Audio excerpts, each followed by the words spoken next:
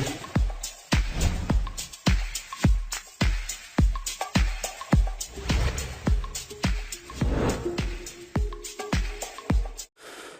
Friends, math सिम्ब्रोसिया में आपका स्वागत है।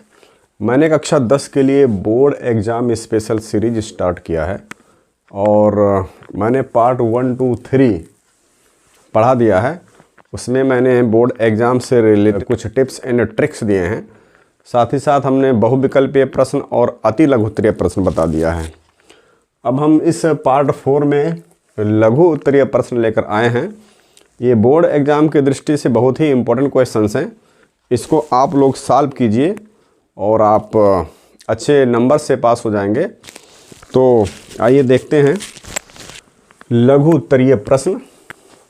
क्वेश्चन नंबर 1, सिद्ध कीजिए कि √3 एक अपरिमेय संख्या है। तो अगर इस टाइप का कोई भी क्वेश्चन आता है, √3 एक अपरिमेय संख्या है या √2 एक अपरिमेय संख्या है या √5 एक अपरिमेय संख्या है, तो यही रूल है। इसका सॉल्यूशन देखिए। सबसे पहले हम मान लेते हैं कि माना √3 एक परिमेय संख्या है, एक परिमेय संख्या है। हमको यहां पर अपरिमेय संख्या प्रूव करना है, लेकिन हमने मान लिया कि √3 एक परिमेय संख्या है।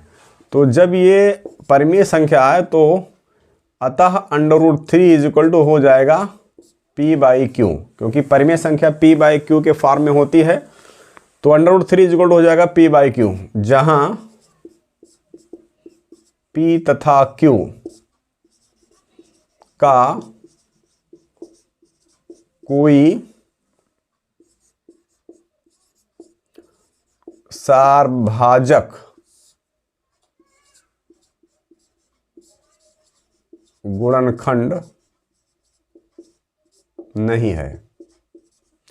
मतलब p/q लीस्ट फॉर्म में लिखा हुआ है, न्यूनतम रूप में लिखा हुआ है। p और q को कोई भी संख्या समान रूप से काट नहीं सकती है। सारभाजक गुणनखंड का यही मतलब हुआ कि p और q को कोई एक संख्या विभाजित नहीं कर सकती है। तो परिमेय संख्या हमने इसको मान लिया, p/q के फॉर्म में लिखा। अब हम दोनों साइड में स्क्वायर कर देंगे, स्क्वायरिंग बोथ साइड्स, दोनों पक्षों का वर्ग करने पर। दोनों पक्षों का वर्ग करने पर तो ये 3 हो जाएगा = p² / q² हो जाएगा। क्रॉस मल्टीप्लाई करेंगे तो ये आ जाएगा 3q² = p²। तो यहां पर देखिए 3q² = p² है। इसका मतलब ये हुआ कि जो p²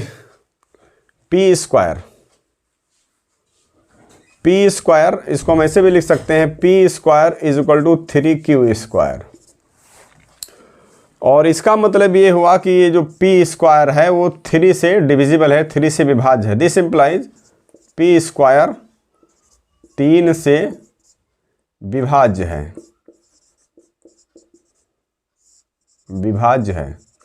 क्योंकि p² का वैल्यू 3 × कोई कांस्टेंट दिख रहा है। तो इसको अगर हम 3 से विभाजित करेंगे, इस पूरी क्वांटिटी को, तो 3 से विभाजित हो जाएगा और यही क्वांटिटी p² के बराबर है। तो इसका मतलब p² 3 से विभाज्य है। और ये इंप्लाइज कर रहा है कि p 3 से विभाज्य है, p 3 से विभाज्य है। क्योंकि कोई क्वांटिटी जो स्क्वायर है, किसी नंबर से विभाज्य है, तो उसका स्क्वायर रूट भी उस नंबर से विभाज्य होता है। तो इसलिए p जब 3 से विभाज्य है तो इसलिए p बराबर हो जाएगा 3k। तो p बराबर 3k हो जाएगा। और इस p का वैल्यू हम इसको इक्वेशन नंबर 1 मान लेते हैं, इसमें पुट कर देते हैं। तो इसलिए p बराबर 3k, यह मान समीकरण 1 में रखने पर, इस समीकरण 1 में हम p का वैल्यू यहाँ पुट कर देते हैं। तो ये हो जाएगा 3k², 3k, p के प्लेस पर हमने 3 के यहाँ लिखा, तो 3 का होल स्क्वायर = 3q²। इसका स्क्वायर करेंगे तो ये आ जाएगा 9k² is equal to 3q²। अब यहाँ इसको हम कट करेंगे तो यहाँ से मिलेगा q² is equal to 3k²। तो यहाँ हमको मिल जाएगा this implies q² is equal to 3k²।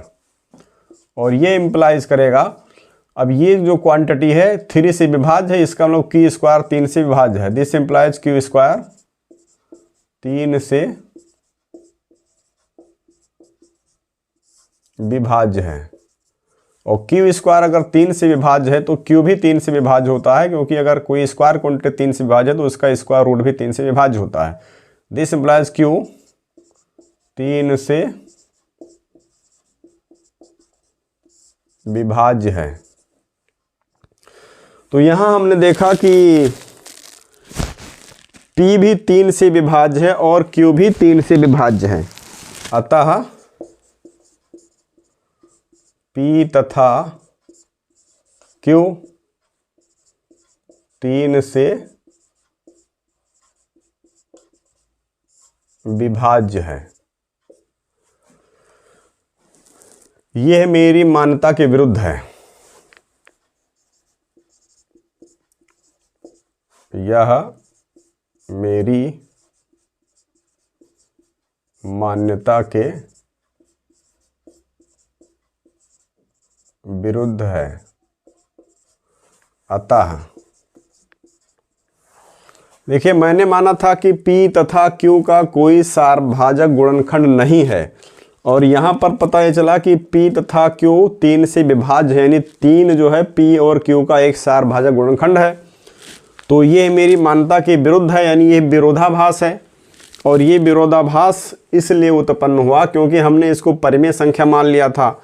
तो इसलिए हम लिखेंगे अतः √3 परिमेय संख्या नहीं है। अतः √3 परिमेय संख्या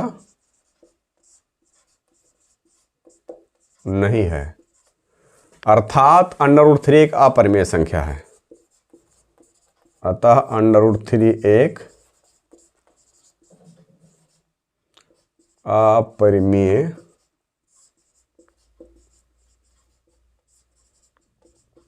संख्या है। तो इस तरह से अगर √3, √2, √5 प्रूव करने के लिए आता है तो हम इस टेक्निक से इसको सिद्ध कर सकते हैं।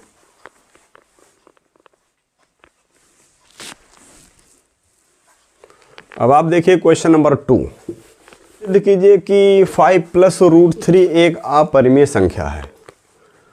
तो इस तरह से 5 + √3 हो या √2 हो, इसको हम थोड़ा सा शॉर्ट तरीके से करेंगे। तो इसका सॉल्यूशन हो जाएगा कि हम मान लेंगे, माना 5 + √3 एक परिमेय संख्या है। एक परिमेय संख्या है। जब भी हमको अपरिमेय संख्या प्रूव करनी है तो हम परिमेय संख्या मानेंगे और विरोधाभास उत्पन्न करेंगे। ऐसे क्वेश्चंस में इसी तरह से सिद्ध करते हैं।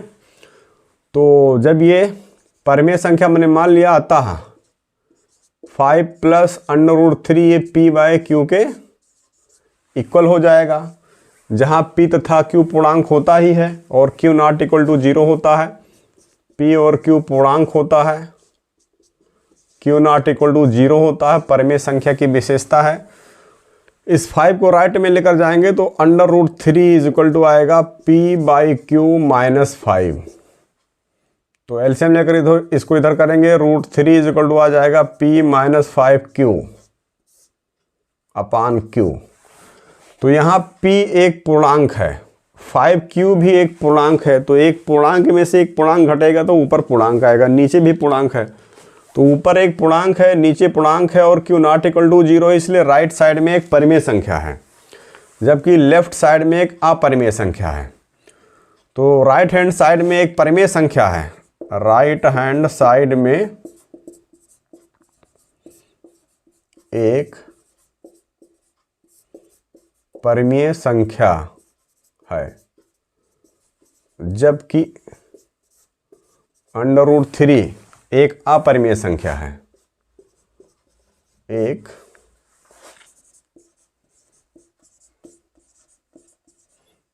अपरिमेय संख्या है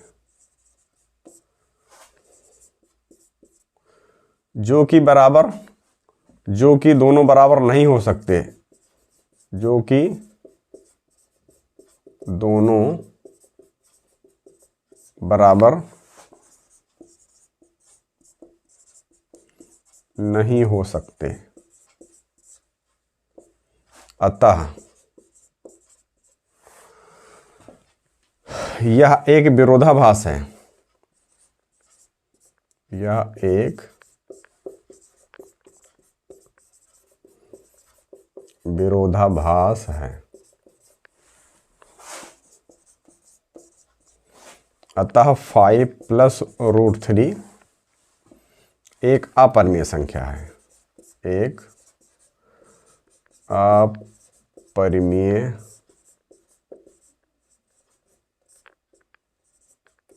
संख्या है। तो इस तरह से अगर गिवन है 5 + √3 या 5 - √3, तो हम P/Q इसको मान लेते हैं और एक तरफ अपरिमेय संख्या को लिखते हैं, दूसरी तरफ हम परिमेय संख्या बना देते हैं। तो अपरिमेय संख्या परिमेय संख्या के बराबर नहीं हो सकती है। ये एक विरोधाभास हो जाता है, और ये विरोधाभास इसलिए उत्पन्न हुआ क्योंकि हमने इसको परिमेय संख्या माना था, और इसीलिए ये एक अपरिमेय संख्या है।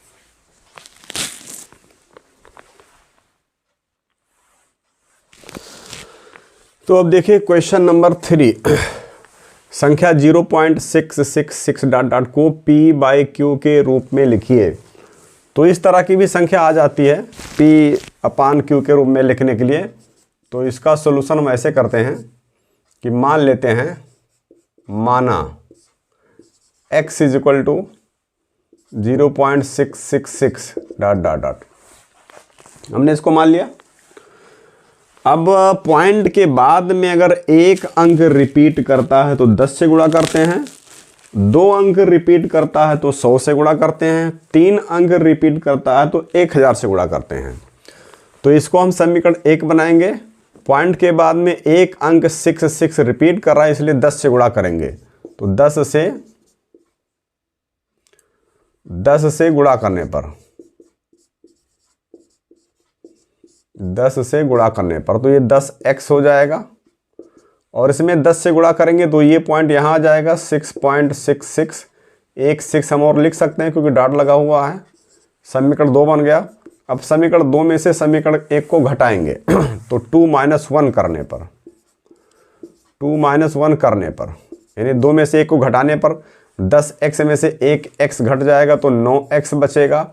और पॉइंट के बाद में 666 है, यहाँ भी पॉइंट के बाद में 666 है, तो ये इसमें से घट जाएगा तो सिर्फ 6 बचेगा। इसमें से घट जाएगा, खत्म हो गया, और 6 में से 0 जाएगा तो 6 बचेगा।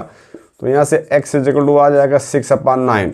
3 3 × 9, 3 2 6, तो x = आ गया 2/3, और यही P/Q के फॉर्म में आ गया। अब क्वेश्चन नंबर 4 देखिए। सॉल्यूशन, द्विघात बहुपद fx = 3x² - x - 4 यह द्विघात बहुपद है। हमको इसका शून्य ज्ञात करना है। तो शून्य ज्ञात करने के लिए सबसे पहले हम इसका गुणनखंड करेंगे। तो इसका गुणनखंड कर देते हैं। 3 और 4 को मल्टीप्लाई करेंगे, 3 चौक 12 होता है, और ये -4 और +3, इन दोनों का देखिए 3 और 4, -4 है, -4 का मल्टी तो -12 आएगा, और इसका मल्टीप्लिकेशन -12 आ रहा है, और इसका जो एडिशन है योग वो -1 आ जाएगा। तो यहाँ पर हम इसको लिख सकते हैं 3x² - 4x + 3x - 4। तो अब यहाँ से x कॉमन हो जाएगा, तो यहाँ 3x - 4 बचेगा, और यहाँ से +1 कॉमन होगा तो 3x - 4 बचेगा। तो यहाँ से 3x - 4 कॉमन हो जाएगा, तो x + 1 बच जाएगा। तो इस बहुपद का ये हो गया गुणनखंड।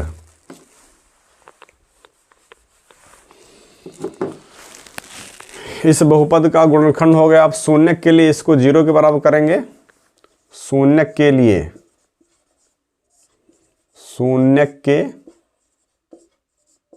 लिए 3x माइनस 4 बराबर 0 हो जाएगा और x प्लस 1 बराबर 0 हो जाएगा। तो यहाँ से हम x निकालेंगे। 3x इज इक्वल टू 4 आएगा, इसको उधर लेकर जाएंगे तो x इज इक्वल टू 4/3 आएगा, x इज इक्वल टू -1 आएगा। तो ये 4/3 और -1 इसका शून्यक हो गया, ये शून्यक हो गया। अब शून्यकों तथा इसके गुणांकों के बीच संबंध का सत्यापन करना है। तो यहाँ पर अगर शून्यक हमारा अल्फा और बीटा है, मीन्स ये जो आया है अल्फा है और ये बीटा है, ये शून्यक, तो शून्यकों का जो जोड़ होता है अल्फा प्लस बीटा, ये -b/a होता है। तो देख लीजिए जोड़ करके, यहाँ पर अल्फा 4/3 है प्लस बीटा का मान -1 है और माइनस यहाँ b का वैल्यू यहाँ पर ये -1 है अपान a का वैल्यू ये 3 है। तो इसको जोड़ कर देखिए, ये 4 - 3 हो जाएगा अपान 3, तो ये हो जाएगा माइनस प्लस 1/3 और यहाँ से भी 1/3 आया इज इक्वल टू 1/3। तो शून्यकों का जोड़ -b/ac सत्यापित हो गया, सत्यापित हो गया। इसके शून्यों तथा इसके गुणांकों के बीच संबंध का सत्यापन कीजिए। तो इस तरह से सत्यापित हो गया। दूसरा, मूलों का जो गुणनफल होता है अल्फा इंटू बीटा, ये c/a होता है। तो अल्फा का वैल्यू 4/3 आया है इंटू बीटा का वैल्यू -1 आया है। c का वैल्यू ये -4 होता है, a का वैल्यू ये 3 होता है। तो ये मल्टीप्लाई करेंगे तो -4/3 इज इक्वल टू -4/3 आएगा। तो ये भी सत्यापित हो गया। तो इस तरह से हमने सबसे पहले शून्यक को निकाला और उसके बाद में अल्फा प्लस बीटा -b/a होता है और अल्फा इंटू बीटा c/a होता है, इसको हमने सत्यापित कर लिया और इस तरह से ये सॉल्व हो गया है।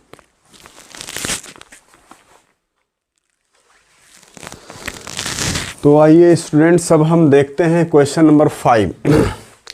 P के किन मानों के लिए निम्न समीकरणों के युग्म का एक अद्वितीय हल है। ये हमारे पास समीकरण युग्म है, तो इसका सॉल्यूशन हो जाएगा। इसका कॉन्सेप्ट थोड़ा समझ लीजिए। a1x plus b1y plus c1 is equal to 0 और a2x plus b2y plus c2 is equal to 0। अगर यह है तो अद्वितीय हल के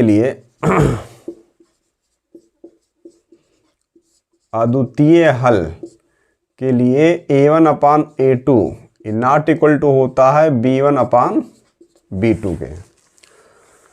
ये फार्मूला है अद्वितीय हल के लिए a1/a2 not equal to b1/b2। और अनेक हल के लिए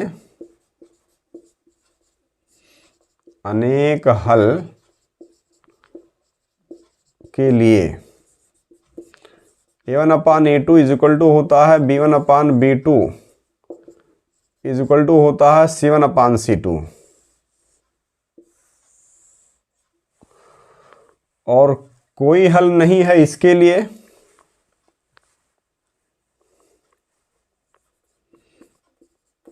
कोई हल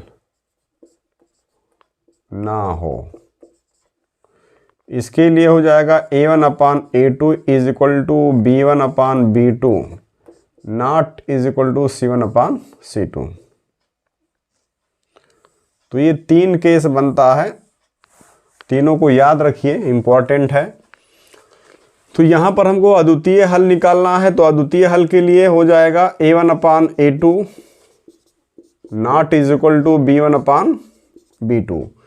a1 यहाँ 4 है अपान a2 यहाँ 2 है नॉट इक्वल टू b1 यहाँ p है और b2 2 है। तो 2 से 2 कैंसिल हो जाएगा, तो p नॉट इक्वल टू 4। यही हमारा आंसर हो जाएगा। यानी p का वैल्यू 4 नहीं होना चाहिए, बाकी p का कोई भी वास्तविक संख्या, p का मान कोई भी वास्तविक संख्या हो सकती है। तो इस तरह से ये हमारा आंसर हो गया। क्वेश्चन नंबर 6 देखिए, k के किस मान के लिए रैखिक समीकरणों kx plus 3y minus k minus 3 is equal to 0 एवं 12x plus ky minus k is equal to 0 के अपरिमित रूप से अनेक हल होंगे। तो इसका सोल्यूशन हो जाएगा, अनेक हल के लिए ये फार्मूला होता है, अभी हमने बताया आपको। तो ये हो जाएगा a1 upon a2 is equal to b1 upon b2 is equal to c1 upon c2। तो यहाँ पर a1 k है, k अपान a2 यहाँ पर 12 है इजिकल टू b1 यहाँ पर 3 है और b2 यहाँ पर k है इजिकल टू c1 यहाँ पर माइनस चिन्ह के साथ में k माइनस 3 है और यहाँ पर माइनस चिन्ह के साथ में k है। तो अब हमको यहाँ से k के किस मान के लिए k का मान निकालना है। तो इन दोनों से k का मान आसानी से आ जाएगा। यहाँ इन दोनों को ले लीजिए, क्रॉस मल्टीप्लाई कर लीजिए, तो k स्क्वायर इजिकल टू आ जाएगा 36 आ जाएगा। तो k इजिकल टू हो जाएगा, k इजिकल टू हो जाएगा हमारा मान हो जाएगा k बराबर 6 हो जाएगा, क्योंकि k के किस मान के लिए एक मान पूछ रहा है। तो k इजिकल टू 6 हमारा आंसर हो जाएगा। अगर हम इन दोनों पार्ट से k का वैल्यू निकालें तो देखते हैं क्या रहा, 3 upon k is equal to minus k minus 3 upon minus k। तो इस माइनस से माइनस कैंसिल हो जाएगा, इस k से k कैंसिल हो जाएगा। तो यहाँ से भी k इजिकल टू आ रहा है 3 plus 3 means k is equal to 6। तो k इजिकल टू 6 ही इसका एग्जैक्ट आंसर हो जाएगा।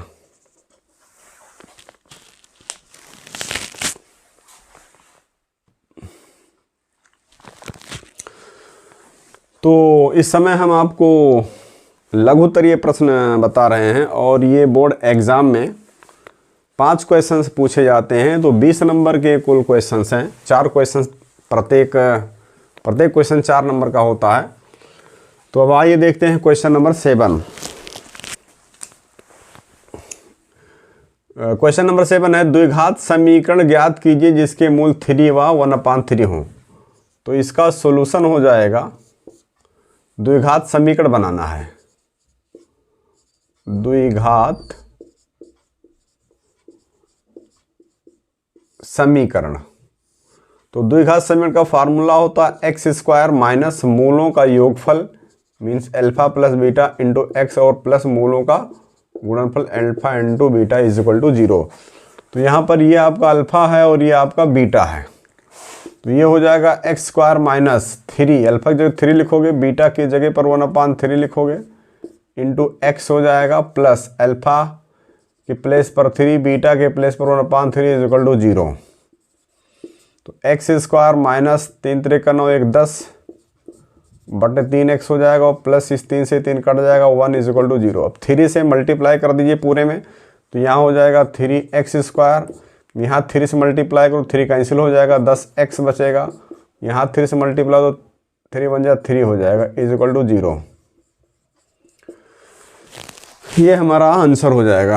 अब आप देखिए क्वेश्चन नंबर 8, यदि अल्फा बीटा समीकरण 2x square minus 3x plus 5 equal to 0 के मूल है तो alpha square beta plus beta square alpha का मान ज्ञात कीजिए। तो इसका सॉल्यूशन हो जाएगा, यहाँ पर समीकरण है 2x square minus 3x plus 5 equal to 0। अब अल्फा बीटा इसके मूल हैं तो मूलों का योगफल alpha plus beta minus b by a होता है।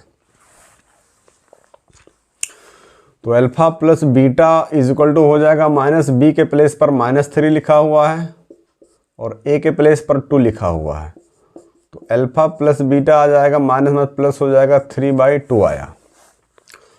और अल्फा इंटू बीटा मूलों का गुणनफल अल्फा इंटू बीटा क्या हो जाएगा, अल्फा इंटू बीटा होता है c/a होता है। तो अल्फा इंटू बीटा c/a। अब यहाँ पर c जो है 5 है और a यहाँ पर 2 है तो 5/2 हो जाएगा। अब हमको मान निकालना है, अब alpha square beta plus beta square alpha का मान निकालना है। तो यहाँ से हम अल्फा बीटा कॉमन कर लेंगे, यहाँ से अल्फा बीटा कॉमन किया तो बीटा चला गया, अल्फा 1 बच गया। यहाँ से अल्फा बीटा कॉमन तो 1 बीटा गया, 1 बीटा बच गया, अल्फा बाहर चला गया। तो ये अल्फ़ा इंटू बीटा लिखा है जिसका वैल्यू 5/2 आया है, और गुणे यहाँ लगा है अल्फ़ा प्लस बीटा, इसका वैल्यू 3/2 आया है। इसको मल्टीप्लाई कर लीजिए, 5 दिया 15/2 दूना 4, तो 15/4 ये alpha square beta plus beta square alpha का मान आ गया।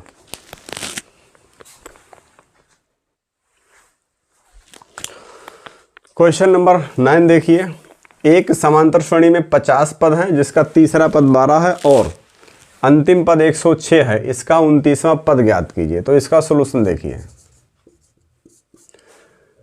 समांतर श्रेणी में 50 पद हैं और तीसरा पद देखिए 50 पद हैं, इट मीन्स n 50 है, तीसरा पद 12 है, इसका मतलब t3 12 है, और अंतिम पद का मतलब 50वां पद, 85 पद है तो t 50 दिया हुआ 106, इसका 29वां पद ज्ञात करना है। तो इस तरह से समांतर श्रेणी में अगर टर्म्स दिए गए हैं, पद दिया गया है, तो वहां से हम समीकरण बनाते हैं। तो यहाँ t3 बराबर 12 लिखा है, तो tn बराबर क्या होता है, tn बराबर होता है a plus n minus 1d, ये सूत्र होता है, इसको याद रखिए। तो ये t3 12 है, तो जहाँ t3 लिखा है तो यहाँ पर लिख सकते हैं a plus 2d is equal to 12, क्योंकि यहाँ पर n है तो यहाँ एक कम हो जाता है, यहाँ 3 है तो 2d हो जाएगा, समीकरण 1 बन जाएगा, और ये t 50 है तो यहाँ a प्लस 49d हो जाएगा बराबर 106 हो जाएगा। ये हमारा हो गया दूसरा समीकरण, इसको नोट कर लीजिए। ये हो गया है हमारा दूसरा समीकरण। अब सबसे पहले इन दोनों समीकरण को हल करके हम a और d का मान निकालेंगे। ईपी का क्वेश्चन है तो सबसे पहले a और d निकालिए। तो समीकरण 2 में से 1 को घटा देंगे, समीकरण 2 माइनस 1 करने पर समीकरण 2 ये लिखा हुआ है a plus 49d is equal to 106, और ये लिखा है a plus 2d is equal to 12, घटा दीजिए, माइनस हो जाएगा, ये कैंसिल हो जाएगा, तो 49d में 2d जाएगा तो 47d बचेगा, 6 में से 2 घटा दो 4 बचेगा, और 10 में से घटा दो 9 बचेगा, तो d इजिकल टू हो जाएगा 94/47, 2 बार जाएगा, 2 से 14, 2 चौका 8 9, तो d का मान यहाँ पर 2 आ गया। अब d का मान समीकरण 1 में रखने पर, d का मान समीकरण 1 में रखने पर, d का मान समीकरण 1 में रखने पर, तो यहाँ समीकरण 1 में d का मान लिख दीजिए, तो a प्लस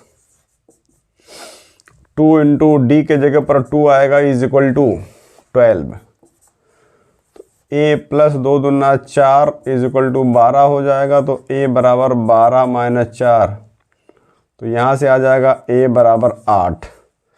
अब a बराबर 8 आ गया, यहाँ से d बराबर 2 आया है। अब हमको निकालना है 29वां पद, तो इसलिए t29 यानी 29वां पद t29 निकालेंगे तो a प्लस 28d हो जाएगा, क्योंकि n माइनस 1 होता है, यहाँ 29 है तो यहाँ 28 बचेगा। a का वैल्यू हमने 8 निकाला है प्लस 28, और d का वैल्यू हमने 2 निकाला है, तो वैल्यू पुट कर दीजिए, तो हो जाएगा 8 प्लस 28 दूना 56, और 56 प्लस 8 जोड़ दीजिए तो 8 से 14 64 हो जाएगा, और इस तरह से 29वां पद 64 आ गया। तो ये लघुत्तरीय प्रश्न है, आपके बोर्ड एग्जाम में 5 क्वेश्चंस पूछे जाएंगे, 4 नंबर के क्वेश्चंस हैं, कुल 20 नंबर का होगा। इंपॉर्टेंट क्वेश्चंस हैं, इसको सॉल्व कीजिए और मैथ्स के मजे लीजिए।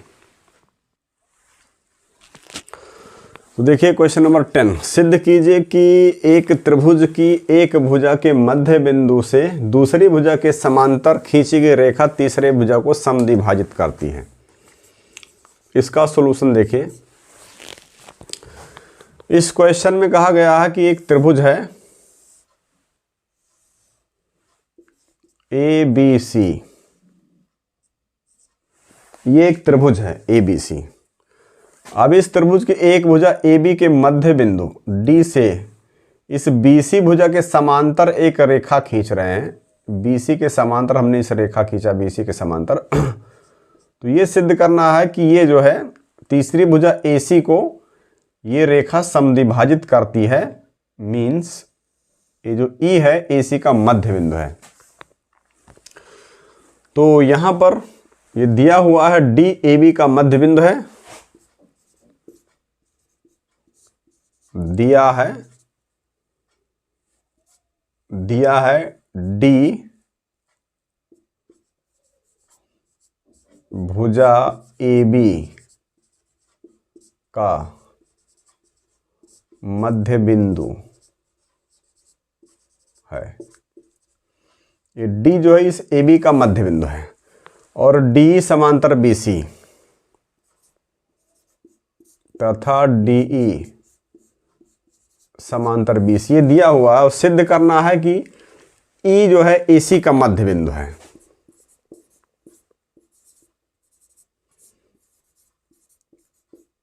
सिद्ध करना है E, सिद्ध करना है। समद्विभाजित का मतलब ये हुआ कि AE बराबर EC। सिद्ध करना है AE बराबर EC।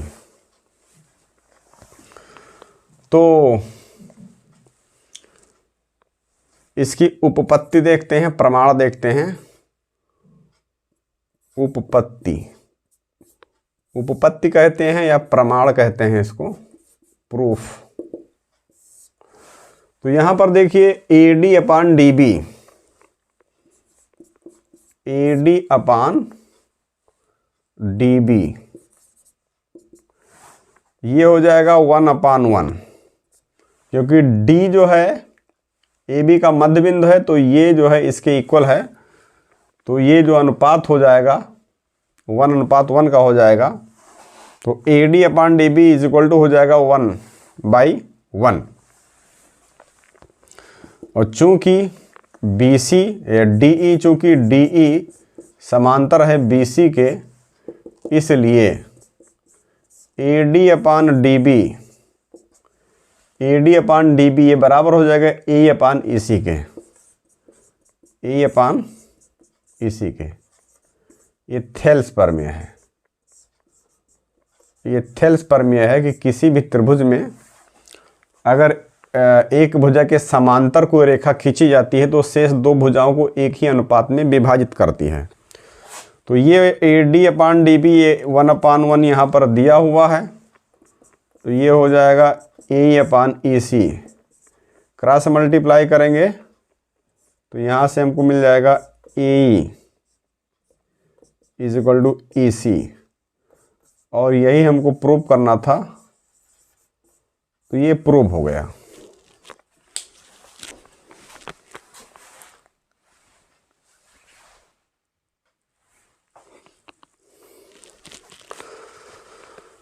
तो आप क्लास 10th के बोर्ड एग्जामिनेशन के लघु उत्तरीय प्रश्न को सॉल्व कर रहे हैं।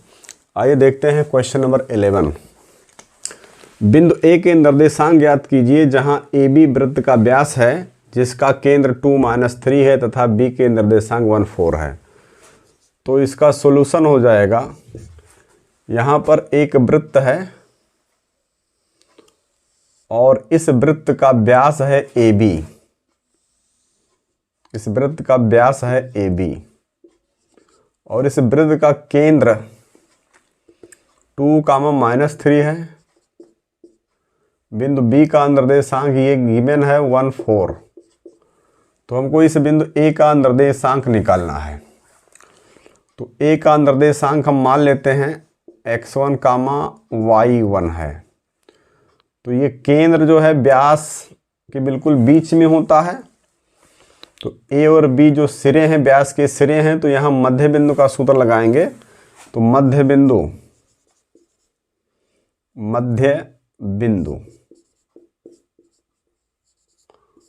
बिंदु का सूत्र होता है x1 + x2/2 y1 + y2/2, y1 + y2/2। तो यहाँ पर ये x वाला पार्ट है यानी इसके बराबर है, और ये y वाला पार्ट है ये इसके बराबर है।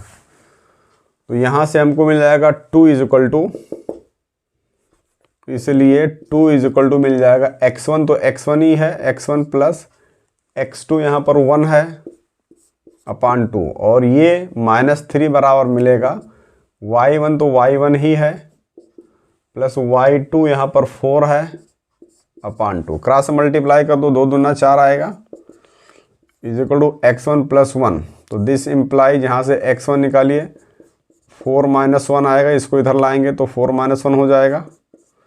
तो यहाँ से x1 बराबर 3 आया।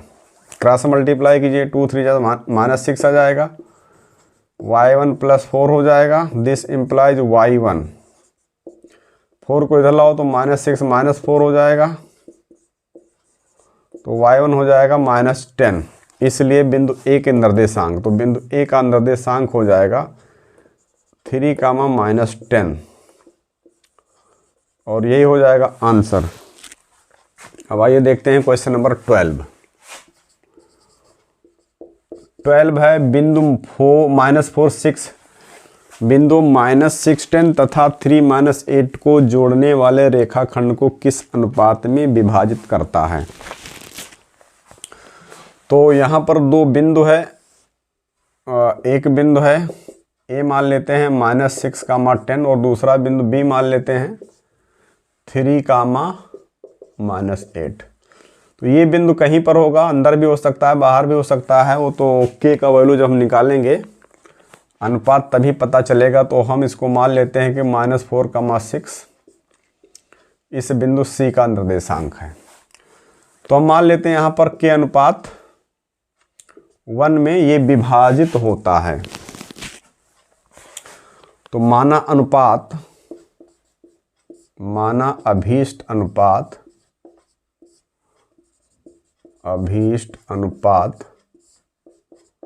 k/1 है। हमने मान लिया कि जो बिंदु है इन बिंदुओं को k/1 के अनुपात में विभाजित करता है। तो यहाँ से हम पहला x वाला पार्ट लिखेंगे, x के बराबर होता है, तो ये x बराबर हो जाएगा यानी -4 बराबर हो जाएगा mx2, m का मतलब k, x2 का मतलब यहाँ पर 3 है, प्लस n का मतलब 1 है, और x1 का मतलब -6 है अपान m प्लस n यानी k+1 है। क्रॉस मल्टीप्लाई कर दीजिए तो -4k -4 इज इक्वल टू आ जाएगा 3k -6। इसको इधर ले आओ तो -4k -3k -6, इसको उधर ले जाओ तो +4, तो ये हो जाएगा -7k इज इक्वल टू -2। तो माइनस से माइनस कैंसिल हो जाएगा, k इज इक्वल टू 2/7। तो यहाँ पर k का वैल्यू पॉजिटिव आया, इसका मतलब ये अंतः विभाजन है। अगर k निगेटिव आएगा तो ये बाह्य विभाजन हो जाएगा। तो यहाँ से अनुपात 2:7 का अनुपात मिल गया, क्योंकि हमने अनुपात माना था k/1, तो k/1 2:7 हो गया। इसलिए अनुपात हमको मिल गया, अभीष्ट अनुपात, ये अनुपात हो जाएगा 2:7, और यही हो जाएगा हमारा आंसर। तो इस तरह से लघुत्तरीय प्रश्न को सॉल्व कीजिए। ये सब इम्पोर्टेंट क्वेश्चंस हैं, बोर्ड एग्जाम में आ चुके हैं और आगे भी आने की संभावना है। बेहद इम्पोर्टेंट क्वेश्चंस हैं।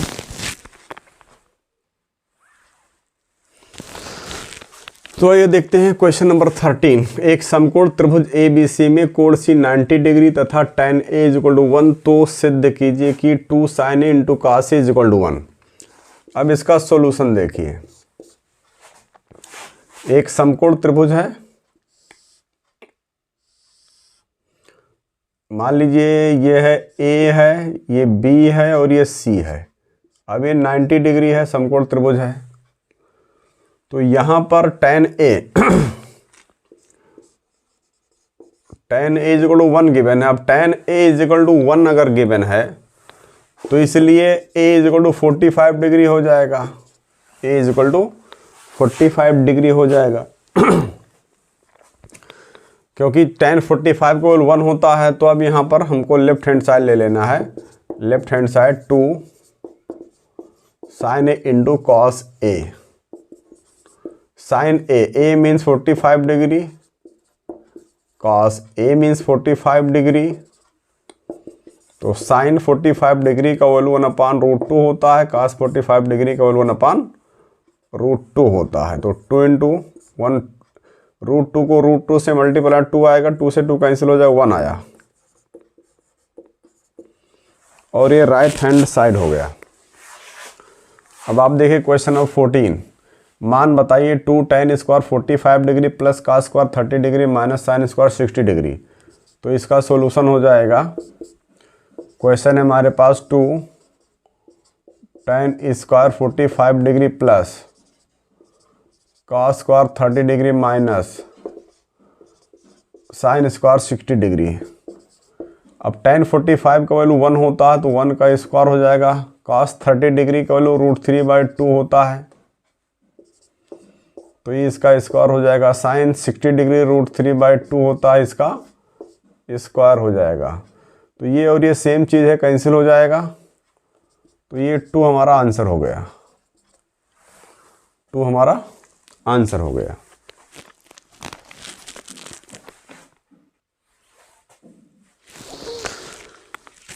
तो भाई देखते हैं क्वेश्चन नंबर 15।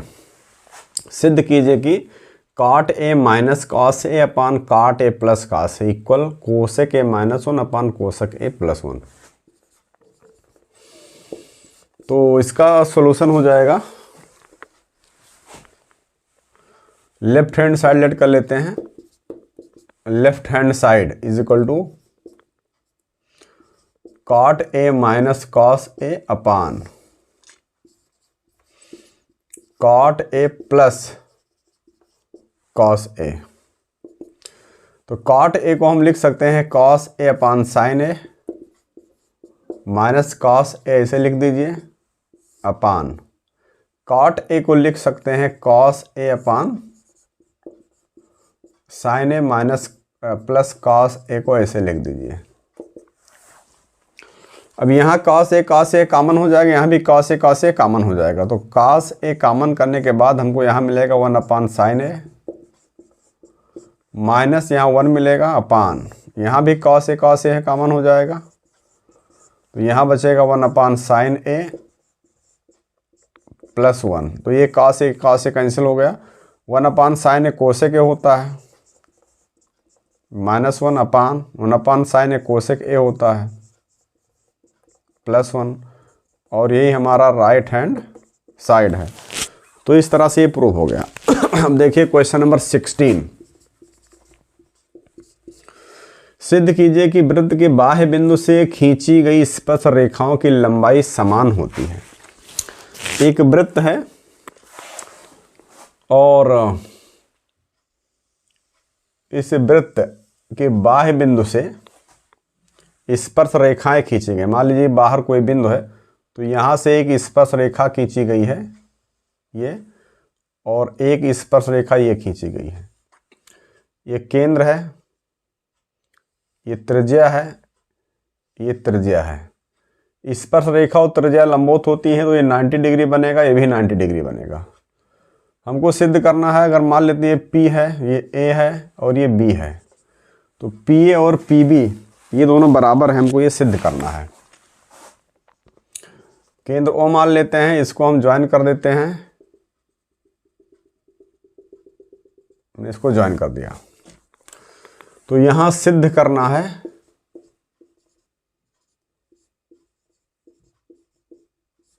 सिद्ध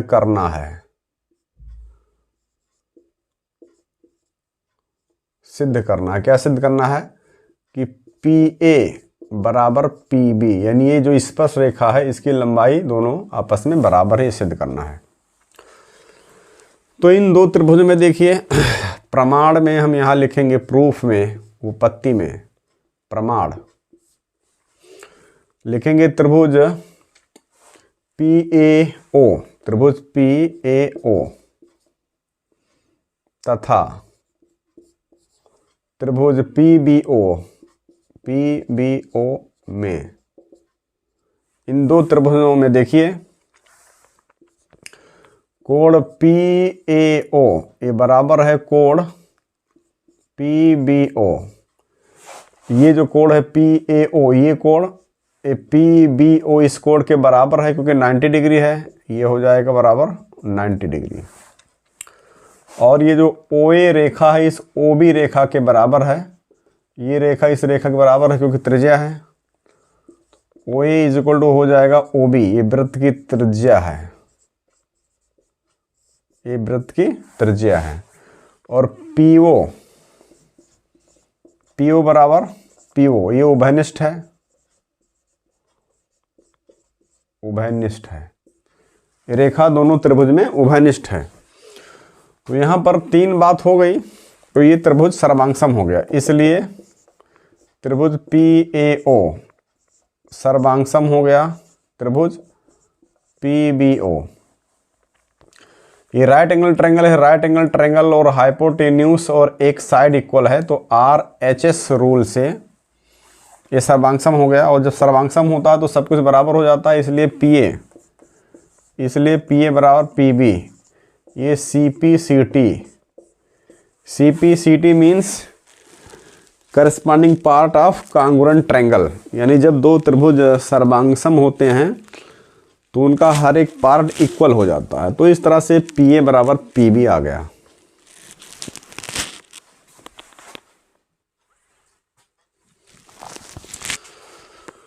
तो आइए स्टूडेंट्स अब देखते हैं क्वेश्चन नंबर 17। 7 सेंटीमीटर भुजा के ठोस लकड़ी के घन को छील कर एक महत्तम गोला बनाया जाता है। छिली हुई लकड़ी का आयतन ज्ञात कीजिए। इसका सॉल्यूशन देखिए, एक घनाकार लकड़ी है, लकड़ी घनाकार है, ये घन के आकार का एक ठोस लकड़ी है। इस तरह से घन के आकार का ठोस लकड़ी है, इसकी भुजा 7 सेंटीमीटर है। मीन्स इस फेस से इस फेस की जो लंबाई है 7 सेंटीमीटर है। अब इसको छील करके कॉर्नर्स को हटा करके इस कोने को हटा करके एक महत्तम गोला बनाया गया है, यानी जितना बड़ा से बड़ा गोला बन सकता है बनाया गया है। तो इसको जब हम काट करके निकालेंगे, इस तरह से निकालेंगे छील करके, इस तरह से गोला बनेगा, एक कोना इसका निकल जाएगा, लेकिन ये फलक और फलक ये बच जाएगा चारों तरफ। तो इसका व्यास जो है, गोले का जो व्यास है वो 7 सेंटीमीटर हो जाएगा। तो यहाँ से गोले का व्यास हमको मिलेगा 7 सेंटीमीटर।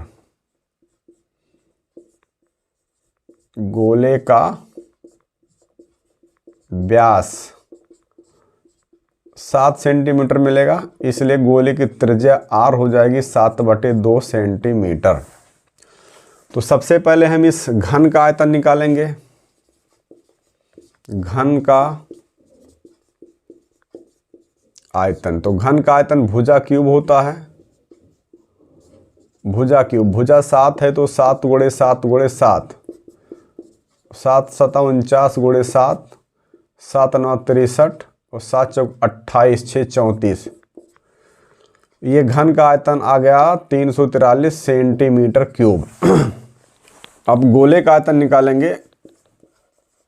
गोले का आयतन बराबर 4/3 पाई R³। 4/3 हो जाएगा, पाई 22/7 हो जाएगा, R का मान 7/2 है तो 7/2 × 7/2 × 7/2। ये 7 से 7 कट जाएगा, 2 से 11 कटेगा, 2 दूनी 4 ये कट जाएगा, तो 11 × 7 = 49/3 आया। ये हो जाएगा 11 × 9 = 99 और 11 × 4 = 44। 11 × 4 = 44 और 9 44 × 9 = 53/3। ये गोले का आयतन आया है सेंटीमीटर क्यूब। तो अगर हम इस घन के आयतन से, इस पूरे घन के आयतन से गोले का आयतन घटा देंगे तो हमको ये जो लकड़ी छील कर निकाली गई है इसका आयतन मिल जाएगा। तो इसलिए छिली लकड़ी का आयतन इसलिए छिली हुई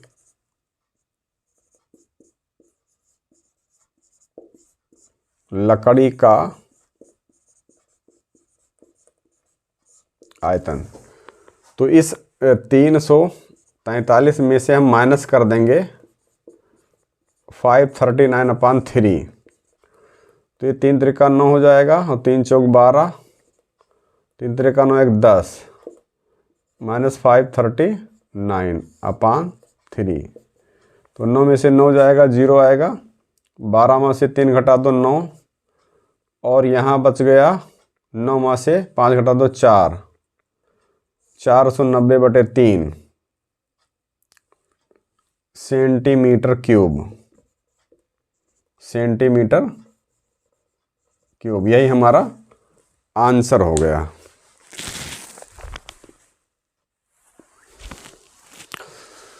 क्वेश्चन नंबर 18 देखिए, एक जार में 24 कंचे हैं जिनमें कुछ हरे हैं और शेष नीले हैं। यदि इस जार में से यादृच्छा एक कंचा निकाला जाता है तो इस कंचे के हरा होने की प्रायिकता 2/3 है।